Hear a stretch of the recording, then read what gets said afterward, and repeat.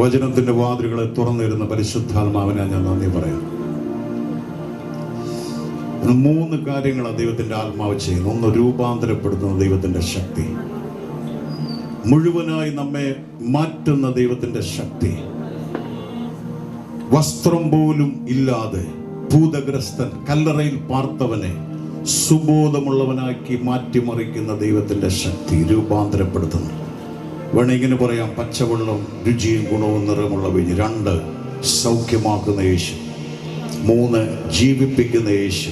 തൊട്ടു പോകാനേ സമയമുള്ളൂ. നന്ദി കർത്താവേ. ഹൃദയങ്ങൾ ഏകാഗ്രമായിരിക്കുന്ന സ്തോത്രം. വചനത്തിന്റെ വാതിലുകളെ തുറന്നിരുന്നതിനായി ഞാൻ നന്ദി പറയാം. ദൈവമക്കളെ, നിങ്ങൾ ശ്രദ്ധിക്കണം. കർത്താവ് ആ തടാകത്തിന്റെ അവിടെ കാല് ചവിട്ടിയപ്പോൾ തന്നെ അഭിഷേകം ആ സ്ഥലത്ത് വെളിപ്പെട്ടു. ദൈവത്തെ സ്തുതിച്ചാണ്. കർത്താവ് അവിടെ ഇവിടെ ഏതാ ഭൂതഗ്രസ്തനെന്ന് ചോദിച്ചില്ല. ഇവിടെ പ്രശ്നമുള്ളവൻ ആരാണെന്ന് ചോദിച്ചില്ല. ഇവിടെ വിഷയം എന്താണെന്ന് ചോദിച്ചില്ല. കർത്താവ് അഭിഷേകം കാല് ചവിട്ടിയപ്പോൾ തന്നെ അവിടെയുള്ള ശക്തികൾ കർത്താവിന്റെ കാൽക്കൽ വന്ന് കീഴ്പ്പെടുകയാണ്. ഈ അഭിഷേകമാണ് ഇന്ന് രാത്രിയിൽ പരിശുദ്ധാത്മാവിന് പ്രസംഗിക്കാനുള്ളത്. കരങ്ങൾ ഉയർത്തി കർത്താവിന് നന്ദി പറഞ്ഞാട്ടെ. അവിടെ കർത്താവ് വന്നത് ഇവനെ സ്വതന്ത്രമാക്കാന്. കർത്താവ് പറഞ്ഞില്ല നീ പോയി വിളിച്ചുകൊണ്ട് വരാൻ പറഞ്ഞില്ല. ആ പ്രശ്നത്തെ എന്റെ മുമ്പിൽ കൊണ്ടുവരാൻ കർത്താവ് പറഞ്ഞില്ല. പക്ഷെ കർത്താവ് അവിടെ നിൽക്കുമ്പോൾ ഈ സാന്നിധ്യം, ഈ ശക്തികൾ അവന്റെ നാമത്തിന് കീഴടങ്ങുകയാണ്.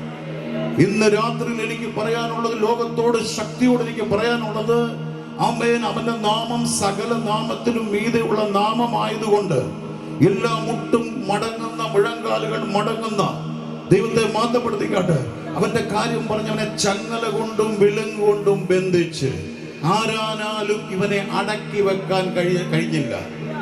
ഇവൻ അതെല്ലാം ഉറുമി പൊട്ടിച്ചുകൊണ്ട് രാത്രി യാമങ്ങളിൽ മലകളിലും കല്ലറകളിലും അലറി വിളിച്ചുകൊണ്ട് നടന്നവനെ, ആർക്കും ബന്ധിക്കാൻ കഴിയാത്തവനെ, യേശുവിന്റെ സാന്നിധ്യം അവിടെ വെളിപ്പെട്ട് വന്നപ്പോൾ അവിടെ വന്ന് മുട്ടുമുടക്കുകയാണ്. ദൈവത്തെ ഒന്ന് സ്തുതിച്ചാട്ടെ. ഈ സുവിശേഷം നിങ്ങൾ വളരെ മനസ്സിലാക്കണം. ഇത് ഭയപ്പോടെ പ്രസംഗിക്കേണ്ട സുവിശേഷമല്ല. ഇത് അധികാരത്തിന്റെ ശുശ്രൂഷയാണ്.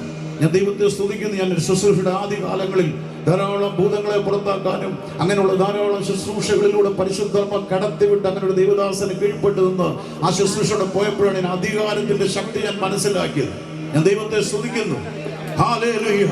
നിങ്ങൾ മനസ്സിലാക്കണം, ആരാനാലും അടക്കാൻ കഴിയാത്ത ഒരു കൗൺസിൽ സെന്ററിനോ ഒരു ആലയത്തിനോ ഒരു വ്യക്തിക്കോ ഒരാർക്കും ഇവനെ വിടുവിക്കാൻ കഴിയാത്തടത്ത് വേണേ ഇവനെ ശാന്തനാക്കാം, ഇവനെ സുബോധമുള്ളവനാക്കി. ദൈവത്തെ സ്തുതിച്ചാട്ടെ. അവിടെ നിങ്ങൾക്കറിയാം, അതിനിടയ്ക്ക് ചില സംഭവങ്ങൾ നടക്കുന്നുണ്ട്. വന്ന് കീഴടങ്ങുമ്പോൾ അവൻ പറയുന്നുണ്ട്, ആമേൻ, കാലത്തിന് മുമ്പേ ഞങ്ങളെ ദണ്ഡിപ്പിക്കാൻ വന്നു. വേറൊരു ഭാഗത്ത് പറയുന്നുണ്ട്, നീ എന്തിനാ? അവൻ പറയുന്നു, യേശുവേ, മഹോന്നതനായ ദൈവത്തിന്റെ പുത്ര. സ്വന്തം ജനം പറയുന്നവൻ മറിയയുടെ മകനാണെന്ന്, ജനം പറയുന്നവൻ ജോസഫിന്റെ മകനാണെന്ന്. പക്ഷെ പിശാചി വിളിച്ചു പറയുകയാണ്, ദൈവത്തെ മഹത്വപ്പെടുത്തിക്കാട്ട്. പിശാചി വിളിച്ചു പറയാം, മഹോന്നതനായ ദൈവത്തിന്റെ പുത്രൻ. ഹല്ലേലൂയ. എന്നിട്ട് അപേക്ഷിക്കുക, ചോദിക്കുക. നമ്മൾ ഭയപ്പെടുക. നമ്മൾ വിളിച്ചു പറഞ്ഞ സുവിശേഷ വിരോധികളാണ്. അവിടെ സുവിശേഷം പ്രസംഗിക്കാൻ കഴിയത്തില്ല. ആരായി ലേബലിട്ട് സുവിശേഷ വിരോധികളെന്ന്? അവർ നമ്മുടെ മക്കളാ. ദൈവത്തെ സ്തുതിച്ച്. സത്യസുവിശേഷം അധികാരത്തോടെ ശക്തിയോടെ വെളിപ്പെട്ടാൽ ഈ ജന ഈ കൃപയിലേക്ക് തിരിയും. ദൈവത്തെ മാറ്റപ്പെടുത്തിക്കാട്ട്. അവൻ അപേക്ഷിക്കുകയാണ്. അവൻ ചോദിക്കുക, ഇങ്ങോട്ട് ചോദിക്കുക, അനുവാദം ഇങ്ങോട്ട് ചോദിക്കുക. ദൈവത്തെ സ്തുതിച്ചാട്ട്. ഇന്ന് പലരും പിശാചിനോട് അങ്ങോട്ട് അനുവാദം ചോദിക്കുക. പക്ഷെ യേശുവിനോട് അവൻ അനുവാദം ചോദിക്കുക. പുറത്താക്കുന്നെങ്കിൽ ഇന്ന മണ്ഡലത്തിലോട്ട് തന്നെ അതിന് കർത്താവ് അനുവാദം കൊടുക്കുക. പൊക്കോ. എന്തിനാണെന്നറിയാം കർത്താവ് അനുവാദം കൊടുത്ത്? ദൈവത്തെ സ്തുതിച്ച്.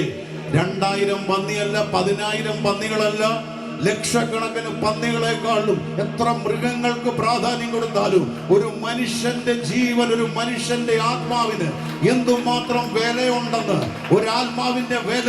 ദൈവമക്കളെ, ഞാൻ പറയട്ടെ, ഇത്രയും തുക മുടങ്ങി ഇതൊക്കെ ചെയ്യുന്നതിന്റെ പിൻപിൽ ഒരാത്മാവിന്റെ വില ഏറ്റവും വലുതാണ്. അതുകൊണ്ട് കർത്താവ് പറഞ്ഞ്, ഞങ്ങളെ കേൾക്കുന്ന ശബ്ദപരിധി കേൾക്കുന്നവരെ, ഒരു മനുഷ്യൻ ലോകം മുഴുവൻ നേടിയാൽ നിന്റെ ആത്മാവിനെ നഷ്ടപ്പെടുത്തിയാൽ എന്ത് ചെയ്യും? ദൈവത്തെ സ്തുതിച്ചാട്ട്. കർത്താവ് എന്നോട് പറഞ്ഞില്ല ഞാൻ നിന്നെ സൗഖ്യമാക്കാൻ പോകണം. കർത്താവ് പറഞ്ഞില്ല നിന്റെ അവസ്ഥ ഞാൻ മാറ്റാൻ പോവാണെന്ന്. പക്ഷെ ഇതെല്ലാം അറിഞ്ഞ ദൈവം നിങ്ങൾക്കറിയാം, ഓൺ ദ വേ കാറ്റും കൊടുങ്കാറ്റും അടുപ്പിച്ച് മറിക്കാൻ നോക്കി പടക്. ദൈവത്തെ ശ്രദ്ധിച്ചാട്ട് ഇന്ന് നീ ഇവിടെ കടന്നു വരുന്നതിന് മുമ്പ് പ്രതികൂലം ഇട്ട് നീ ഇത് അറ്റൻഡ് ചെയ്യാതിരിക്കാൻ. പക്ഷെ ദൈവത്തിന്റെ അത്ഭുതത്തിന്റെ കരമുണ്ട്. ഇന്ന് വിശ്വസിക്കുന്നവർക്ക് വേണ്ടി എത്ര പേർ ഏറ്റെടുക്കുന്നു? വിശ്വസിക്കുന്നവർക്ക് വേണ്ടി വ്യാപരിക്കുന്ന അവന്റെ ശക്തിയുടെ അളവറ്റ വലുപ്പം.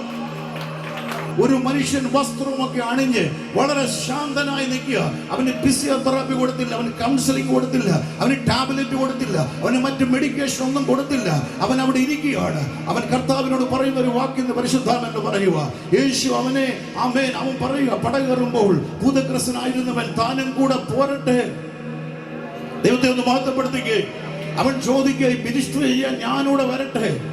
കർത്താവിനെ ഒന്ന് സ്തുതിച്ചാട്ട്, ഞാനിവിടെ വരട്ടെ മിനിസ്റ്റർ ചെയ്യാൻ. കർത്താവ് പറഞ്ഞു വരണ്ട. ഒരാമേൻ പറഞ്ഞേ.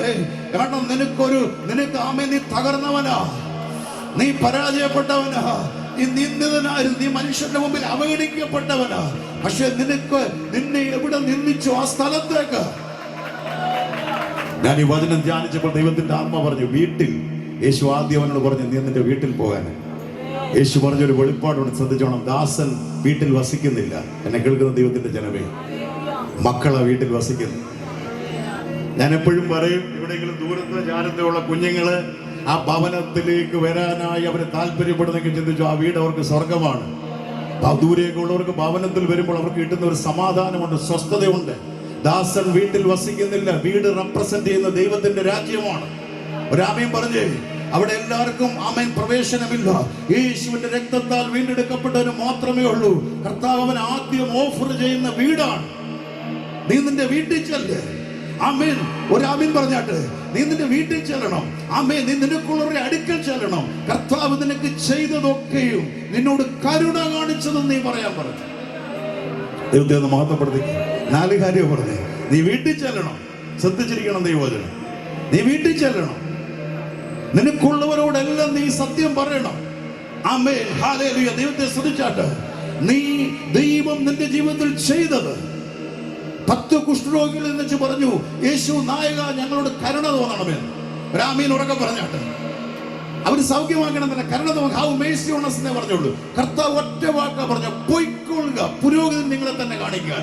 ഒരാമീൻ പറഞ്ഞു, കുഷ്ഠം കൊണ്ട് വീണ്ടും പുരോഹിതനെ കാണിക്കാനോ? അവരെ ഔട്ട് ആക്കിയതാ, പാളയത്തിന് പുറത്ത്. അവര് സൗഖ്യം അവർക്ക് മാത്രമേ പുരോഹിതന്റെ ചെല്ലാനൊക്കത്തുള്ളൂ. പക്ഷെ വചനം പറഞ്ഞവർ പോവുകയിൽ സൗഖ്യമായി. എന്റെ വിഷയത്തിലേക്ക് ഞാൻ മടങ്ങി വരട്ടെ. കരങ്ങൾ ഉയർത്തി കർത്താവിന് നന്ദി പറഞ്ഞേ. 10 കുഷ്ഠരോഗികളിൽ ഒരുത്തൻ മാത്രം വന്ന് കർത്താവിന്റെ കാൽക്കൽ കിടന്ന് ഉരുളുകയാണ്. കർത്താവ് ചോദിച്ചു, അന്യജാതിക്കാരനെ ഇവൻ മാത്രമാണോ നന്ദി പറയാൻ പറഞ്ഞു? കർത്താവ് പറയാൻ, നീ ചെന്നിട്ട് എന്ത് ചെയ്യണമെന്നറിയാവോ? ഇന്ന് ഞങ്ങള് വിൽസൺ ബ്രദറെ, ഞങ്ങൾ ഇന്ന് ഇത് ചെയ്യുന്നതിന്റെ കാര്യം ആമേൻ. ഏതാണ്ട് ഒരു വലിയ ചിത്രകാരന്റെ മകനായി ജനിച്ചു വളർന്ന ഞാന്, 600 എണ്ണച്ചാചിത്രം എൻ്റെ കരങ്ങൾ കൊണ്ട് വരച്ച ഞാന്, ആമേൻ, ഇന്ന് ആ ലേബലിൽ അറിയപ്പെടുന്ന എന്നെ, 2000-ൽ 10 വർഷം വിദേശത്തുണ്ടായിരുന്ന വന്ന എന്നെ ഈ സുവിശേഷം ദൈവം എടുപ്പിച്ചത്, എൻ്റെ ദൈവം എനിക്ക് വേണ്ടി ചെയ്തത്, എനിക്ക് വേണ്ടി ചെയ്തത് ഞാൻ വിളിച്ചു പറയാം. വചനത്തിന്റെ വെളിപ്പാടിൽ ഞാൻ നഷ്ടപ്പെട്ട ഒരു മകനായിരുന്നു. ദൈവത്തെ ഒന്ന് സ്തുതിച്ച്. ഞാൻ അന്ധനായിരുന്നു, അവൻ എനിക്ക് കാഴ്ച നൽകി. ഞാൻ ദൈവത്തെ മഹത്വപ്പെടുത്തുന്നു. ആമേൻ. ഹല്ലേലൂയ. നീ വീട്ടിൽ ചെന്ന് നിനക്കുള്ളവരോടെല്ലാം കർത്താവ് ചെയ്തതും കരുണ ചെയ്തതും ഇന്ന് സഭയെ ഞാൻ വിളിച്ചു പറയട്ടെ. അദ്ദേഹം പാടിയതുപോലെ ഇനി അധികം നാള് കാര്യങ്ങൾ നടക്കത്തില്ല, മുമ്പോട്ട് പോവുകയില്ല. ദൈവത്തെ ഒന്ന് സ്തുതിച്ചേ. അതിന്റെ കാര്യങ്ങളൊക്കെ നമ്മൾ ഉദ്ദേശിക്കുന്ന ലെവലിൽ നിന്ന് വേറെ ട്രാക്കിലേക്ക് പോകുമ്പോൾ സമാധാനവും സന്തോഷവും ലഭിക്കുന്ന അവന്റെ വീട്ടിൽ മാത്രമാണ്. അതാണ് ദൈവരാജ്യം. ഒരാമീൻ പറഞ്ഞാട്ട്